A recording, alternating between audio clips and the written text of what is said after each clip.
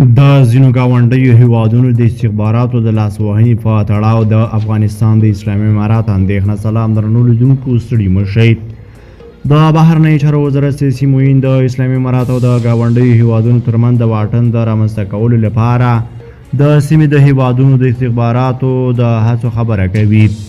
خو څه هم شیر محمد عباس ته نږدې د کوم ځانګړي هیواد نوم نه اخلي، خو ترو نیوز ته وایي چې د ګاونډیو هیوادونو استخبارات د هغو افغان کډوالو په نوم او هویت سره چې بندیان دي غواړي د اسلامي امارات او ګاونډیو هیوادونو ترمنځ واټن زیات کړي. د بهرنیو چارو وزارت سیاسي معین وایي د هیوادونو ځینې استخباراتي کړۍ د دې لپاره چې افغانان بدنامه کړي، ځکه هلته په زرګونه افغان کډوال موجود دي او ډیری یې په بندخونو کې بندي دي. ځینې وختونه استخبارات زموږ د ګران هیواد د بدنامه کولو لپاره بندیان وژني او بیا په یوه ځای کې اچوي او وروسته وایي چې په جګړه کې وژل شوي دي. د بهرنیو چارو وزارت سیاسي معین دغه راز زیاتوي چې سرپرست حکومت د ګاونډیو هیوادونو په ګډون له نړیوالې ټولنې سره ښې اړیکې غواړي.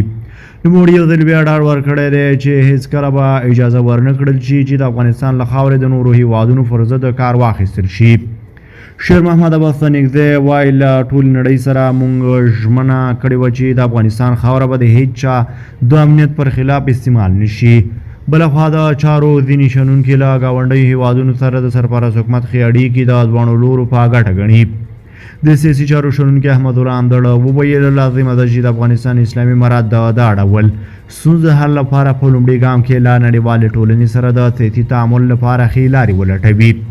دا په داسې حال کې ده چې د پاکستان د جمعیت علمای اسلام ګوند مشر فضل الرحمن پرون په یو خبري غونډه کې له ترهګرۍ سره د مبارزې او د چاودنو د مخنیوي لپاره د کابل او اسلام آباد ترمنځ د ګډې ستراتیژۍ پر جوړېدو ټینګار وکړ.